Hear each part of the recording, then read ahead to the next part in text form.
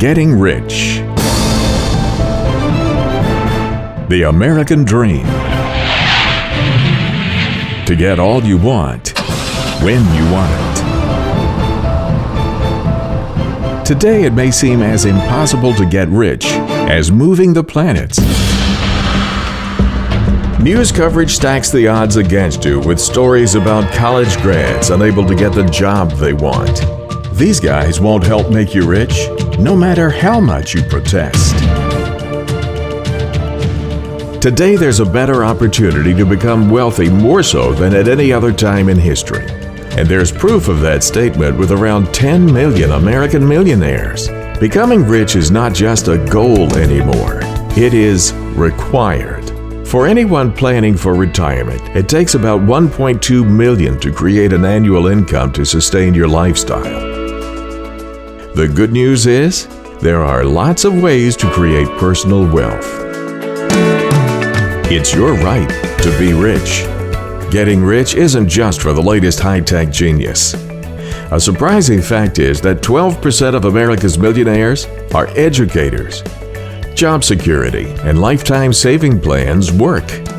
Of course, corporate executives, business owners, and entrepreneurs are on the list, but there's opportunity for everyone. Education is key to wealth creation. This is the story of two men who did more to make education available than any other. Both men were born into poverty.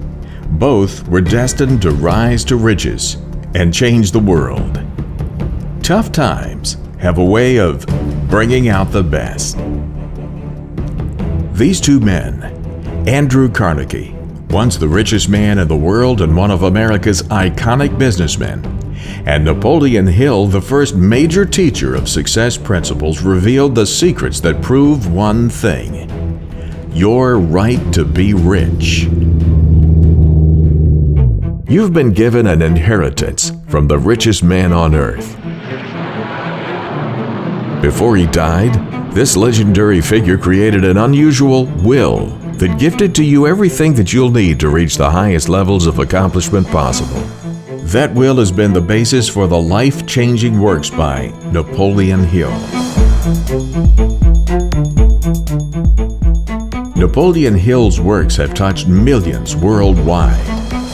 Today's philosophy of success teachers still use the research formulas taught by Napoleon Hill.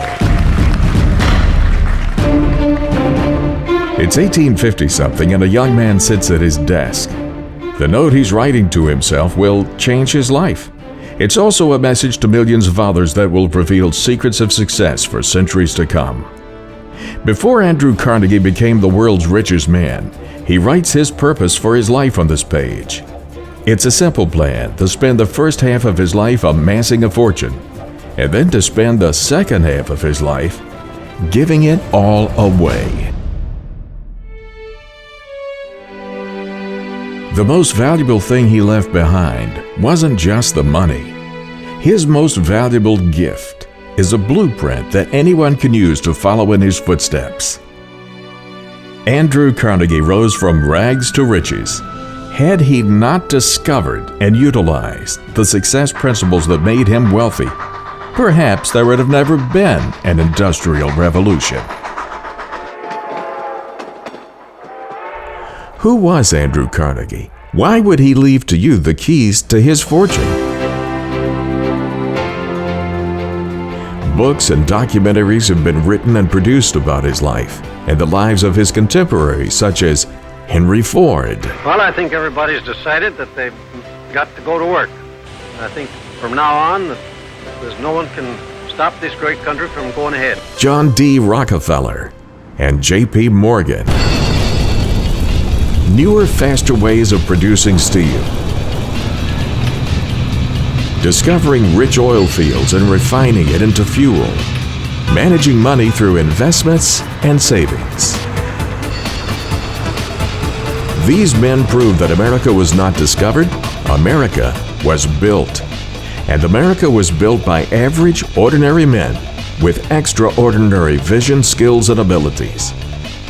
Of all the giants of industry, Andrew Carnegie is the one who developed a plan that anyone can use to achieve their dreams.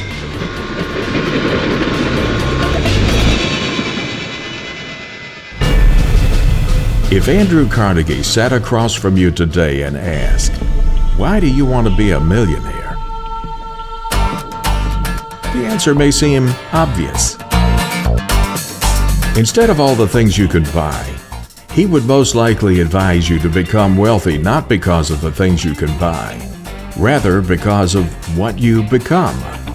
Becoming rich is not your signature moment. What you become in the process of pursuing wealth is your signature moment. Andrew Carnegie became the richest man on the planet and ended up giving it all away. And his example has led contemporaries like Bill Gates and Warren Buffett to follow in his footsteps. These two are leading others to follow. They created the Giving Pledge to motivate America's wealthiest individuals and families to give away the majority of their fortunes to charity. Andrew Carnegie was born in Scotland in a typical weaver's cottage with only one main room in 1835. The town was the medieval capital of Scotland.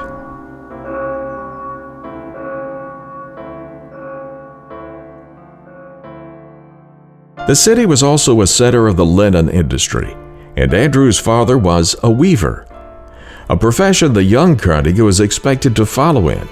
However, the Industrial Revolution that would later make Carnegie the richest man in the world destroyed the weaver's craft.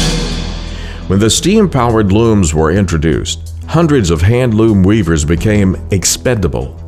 Andrew's mother went to work to support the family, opening a small grocery shop and mending shoes.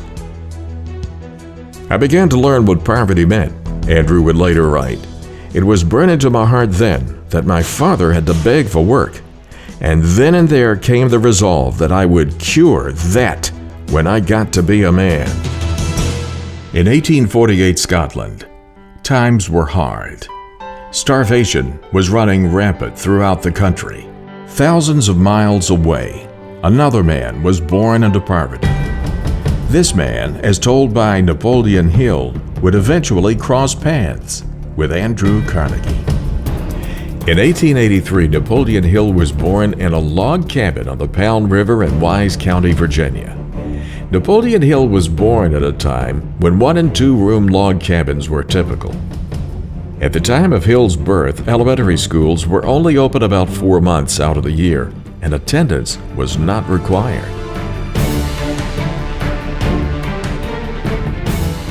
His stepmother suggested that he devote his time to reading and writing, and she concluded, "You might live to see the time when your influence will be felt throughout the state." She didn't know at the time that her words would spark a fire in the young boy, that he would see his influence not only spread across the state, but he would influence generations around the world for years to come.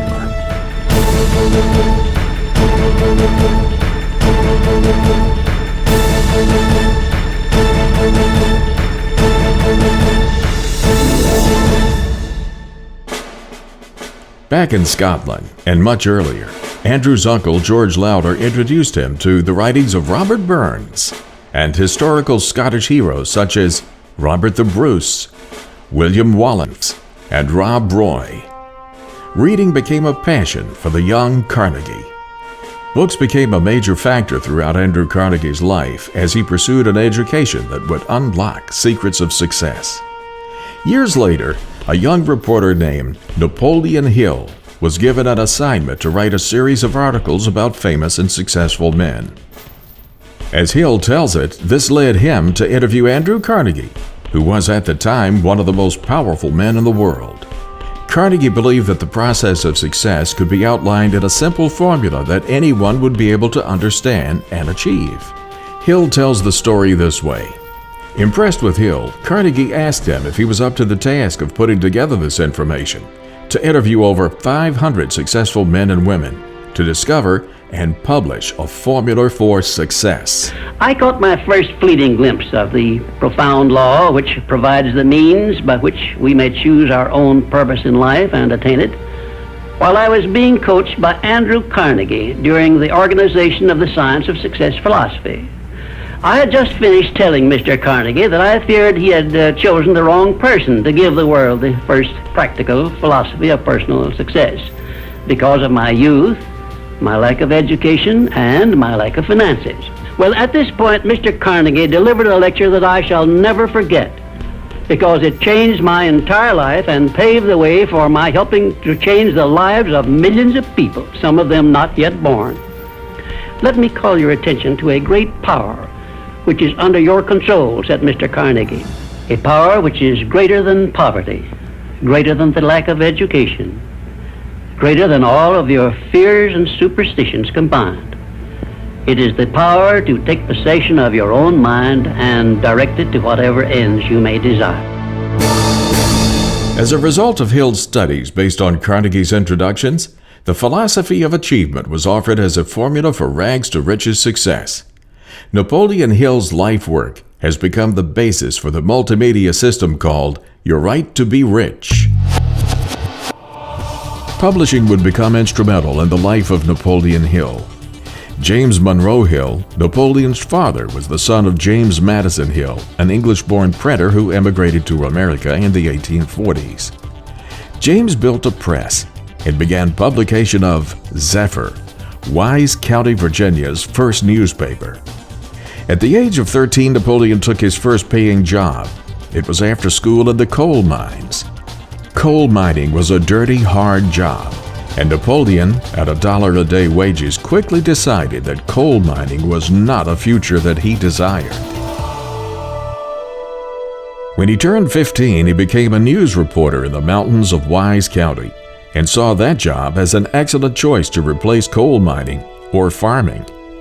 A few years later, Napoleon went to work for Rufus Ayres, a prominent attorney who had been Attorney General of Virginia, and in 1901 was one of the wealthiest men in Wise County. Ayres was involved in coal mining, the lumber business, and banking, and he owned the Big Stone Gap Post. Ayres encouraged Napoleon to study law. While Napoleon Hill attended Georgetown Law School in Washington, D.C., he went to work for Robert L. Taylor, a former governor who published Bob Taylor's magazine. While working for Bob Taylor, Napoleon agreed to interview successful business people. At the age of 25, he found himself at the mansion of Andrew Carnegie. It was that interview that defined the balance of Napoleon's life, and it was the turning point that would change the lives of people all over the world. Considering challenges that faced the Carnegie family in Scotland, the Carnegies decided to move to Pennsylvania for the prospect of a better life. The decision was made to sell the looms and the furniture by auction to help pay for the trip. The proceeds of the sale were most disappointing. The looms brought hardly anything, and the result was that 20 pounds more were needed to enable the family to pay passage to America. William Carnegie, Andrew's father, sang one of the popular songs of the day to the family to encourage them to head west to America. These are the words of the song. To the west, to the west, to the land of the free, where the mighty Missouri rolls down to the sea, where a man is a man, if he's willing to toil, and the humblest may gather the fruits of the soil. The song was later manifested into a driving force in Napoleon Hill's lessons. Napoleon Hill explains the driving force of ideas. I want to describe my discovery in the simplest terms possible, because it will reveal to you why it is true that whatever the mind can conceive and believe, the mind can achieve, regardless of how many times you may have failed in the past or how lofty your aims and hopes may be. And so the long journey began. The Carnegie family sailed from Glasgow in 1848. The arrival at New York was bewildering. New York was the first great site of human industry. The bustle and excitement was overwhelming for the young Andrew. The family eventually settled in a very poor area outside of Pittsburgh. Young Andrew got his first job at age 13 as a bobbin boy, changing spools of thread at a cotton mill, 12 hours a day, 6 days a week. His starting wage was $1.20 per week. His young age and meager wages would not hold Andrew Carnegie down. In 1850, Carnegie became a telegraph messenger boy at the Pittsburgh office of the Ohio Telegraph Company. He paid close attention to his work and quickly learned to distinguish the sounds of incoming telegraph signals. He could translate signals by ear without having to wait for the telegraph operator to translate the message. Sharpening his skills led to advancement. Within a year, he was promoted. As a messenger, he would memorize all of the locations of Pittsburgh's businesses and the faces of important men.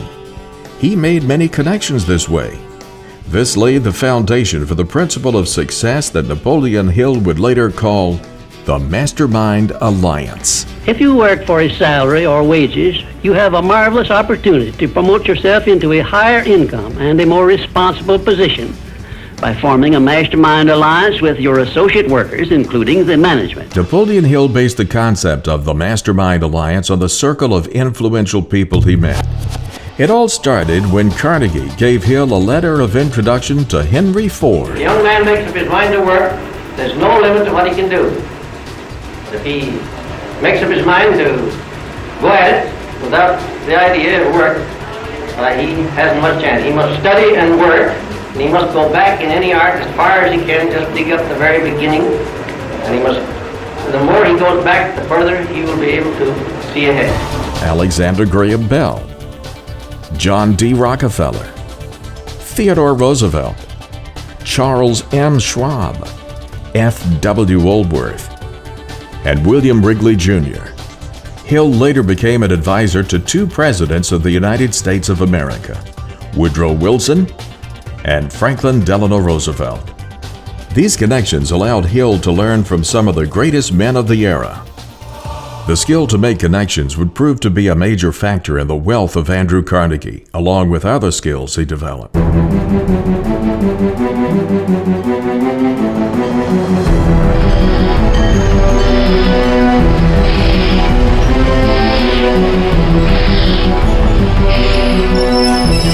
Through the young life of Carnegie, his willingness to work hard, his perseverance, and his alertness soon brought great opportunities to him. One of the men Carnegie met at the telegraph office was Thomas A. Scott of Pennsylvania Railroad. Scott was so impressed with the boy that he employed Carnegie. Carnegie advanced quickly through the company, becoming the superintendent of the Pittsburgh division. That would be vital to his later success. The railroads were the first big businesses in America, and Carnegie learned much about management and cost control. Scott also helped him with his first investments. Scott made it possible for Carnegie to invest $500 in the Adams Express, which contracted with the Pennsylvania. The money was secured by his mother's placing a $500 mortgage on the family's $700 home. A few years later, he received a few shares in T.T. Woodruff's sleeping car company. Reinvesting his returns in railroad-related industries such as iron, bridges, and rails, Carnegie slowly accumulated capital. The basis for his later successes came to him by developing a vertical strategy of owning related businesses that gave him more control as he focused his energies on his goal: to become wealthy. That definiteness of purpose became another lesson that Hill published. When you speak of your poverty and lack of education, Mr. Carnegie explained, you are simply directing your mind power to attract these undesirable circumstances, because it is true that whatever your mind feeds upon, your mind attracts to you. Now you see why it is important that you recognize that all success begins with definiteness of purpose, with a clear picture in your mind of precisely what you want from life. Andrew Carnegie elaborated on definiteness of purpose as a power to achieve the financial goals you desire, as Hill explained. First, decide definitely where you wish to be and what you wish to be doing during the next 3 years. And second, decide how much money you desire to be making and what you are going to do to earn it. And third, form a mastermind alliance with at least one person in your immediate family and at least one other person among those to whom you are selling your services. By taking these 3 steps, you will have gone a long way toward appropriating the great master key to success. As a young boy, Andrew Carnegie loved to read. Carnegie's passion for reading had been given a great boost by Colonel James Anderson. Colonel Anderson opened his personal library of 400 volumes to working boys each Saturday night. The books he read and the lessons he learned drove him to become a self-made man in both his economic development and in his intellectual and cultural development.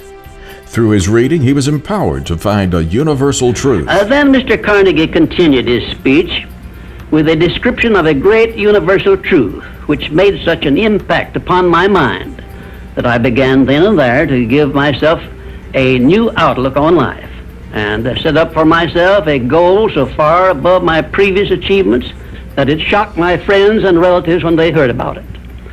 Everyone, said Mr. Carnegie, comes to the earth plane blessed with the privilege of controlling his mind power and directing it to whatever ends he may choose. But, he continued, everyone brings over with him at birth the equivalent of 2 sealed envelopes, one of which is clearly labeled, the riches you may enjoy if you take possession of your own mind and direct it to ends of your own choice. And the other is labeled, the penalties you must pay if you neglect to take possession of your mind and direct it.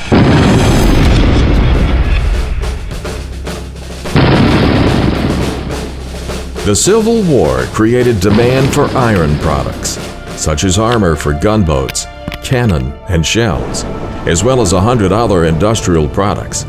And that demand made Pittsburgh a center of wartime production.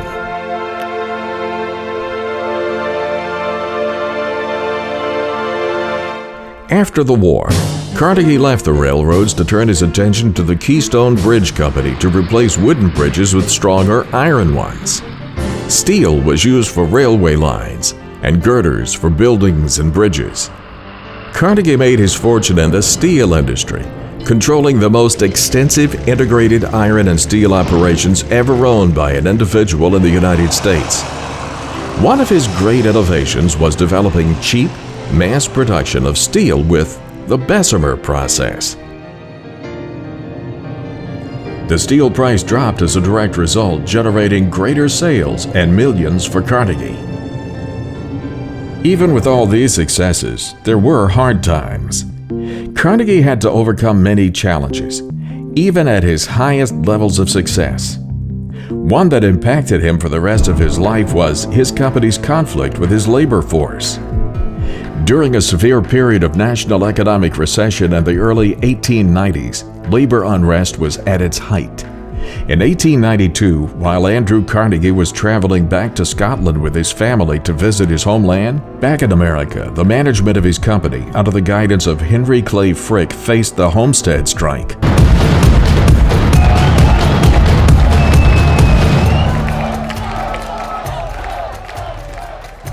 The Homestead Steelworks in the Pittsburgh area town of Homestead, Pennsylvania, between the Amalgamated Association of Iron and Steel Workers and the Carnegie Steel Company, also known as the Homestead Steel Strike, created a battle between strikers and private security agents.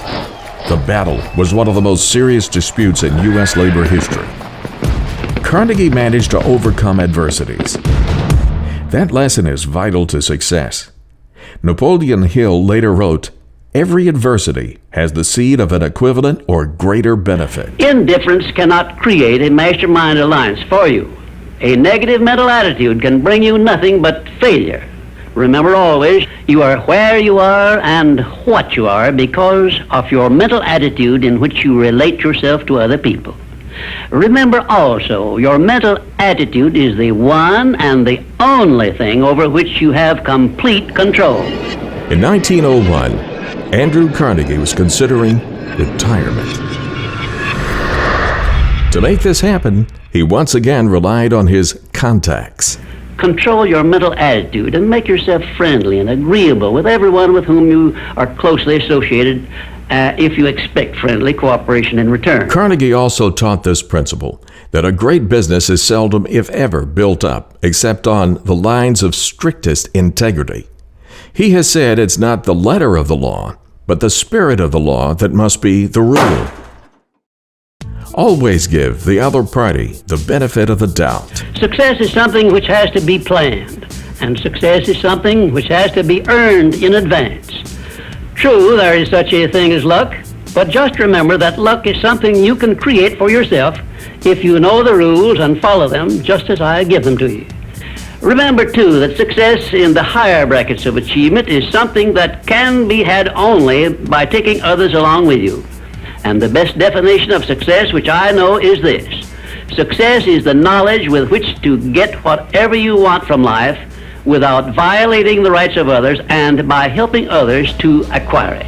At that time, Andrew Carnegie considered John Pierpont Morgan as America's most important financial deal maker. J.P. Morgan knew how efficiently Carnegie produced profit. He envisioned an integrated steel industry that would cut cost, lower prices, produce greater quantities, and raise wages to workers. To do this, he needed to buy out Carnegie. So Carnegie wrote the asking price for his steel business on a piece of paper and had it delivered to Morgan. Morgan accepted without hesitation, buying the company for $480 million. "Congratulations, Mr. Carnegie," Morgan said to Carnegie when they finalized the deal. "You are now the richest man in the world." Carnegie spent his last years as a philanthropist. From 1901 forward, he devoted himself to charities. One of the most tangible examples is the founding of 2,500 or more libraries in the late 19th and early 20th centuries. These libraries stretched across the English-speaking world, including the United States, United Kingdom, Australia, and New Zealand. Carnegie spent over $55 million of his own wealth on libraries alone. It is said that Carnegie had two main reasons for donating money to the founding of libraries. He believed that libraries added to the nature of America. Anyone with a desire to learn could educate themselves and be successful in America, like he had been. Second, Carnegie believed that immigrants like himself needed to acquire the cultural knowledge of America, which a library would enable them to do. Carnegie has also donated money to schools all across the globe. He was one of the major benefactors of the Tuskegee Institute under Booker T. Washington for African American education.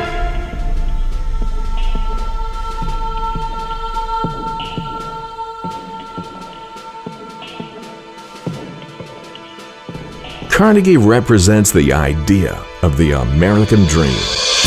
He was an immigrant from Scotland who came to America with nothing and became successful.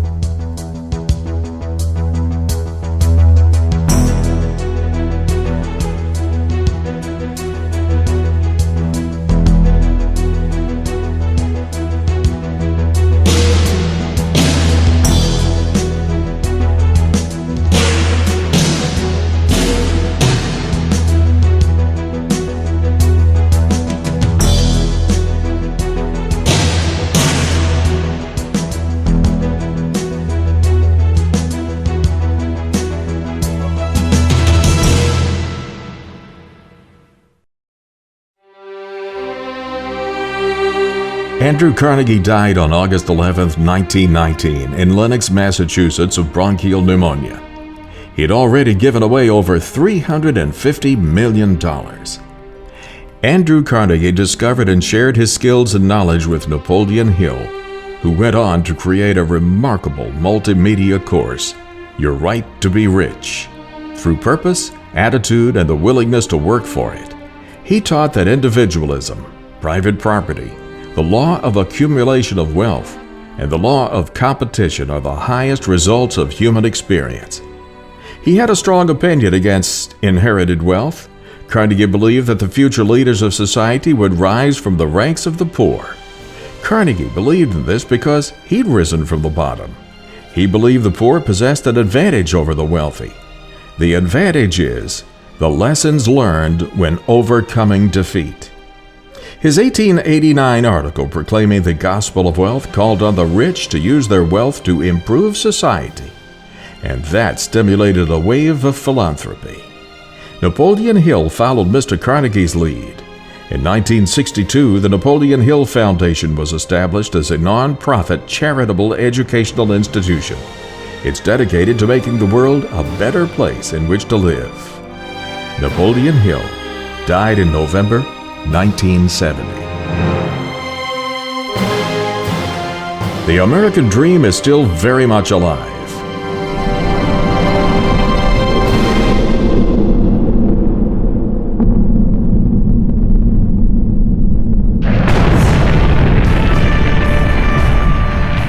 The journey we are on is based on the places we've been. We have the ability to take on almost any problem and find the right answer.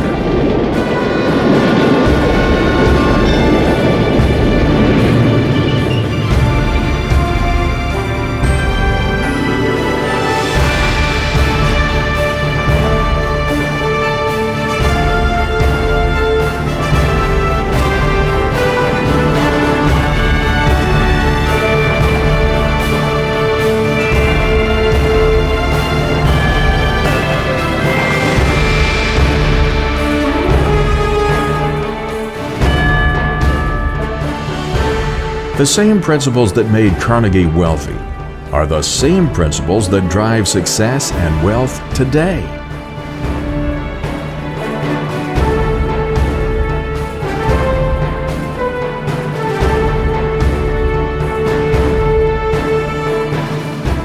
Andrew Carnegie donated a fortune to worthy causes before his death, but his greatest contribution to the world by far was making sure that mankind had a self-study program that anyone could follow for becoming prosperous.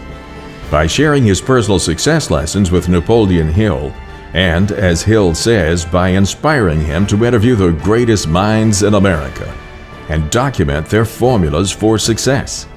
While I was being coached by Andrew Carnegie during the organization of the Science of Success philosophy. Andrew Carnegie became the father of the most comprehensive and proven method for becoming successful in the world. Because it changed my entire life and paved the way for my helping to change the lives of millions of people, some of them not yet born. To learn more about Napoleon Hill's findings, visit yourrighttoberiich.com. I will show you how to write your own price tag, fix your own wages, establish your own working hours, and give yourself financial independence. Napoleon Hill believed that anyone can become wealthy. All that's needed is work and determination. With all of the wealth-building principles laid out by Napoleon Hill, all you need to do is reach out and take it. yourrighttoberiich.com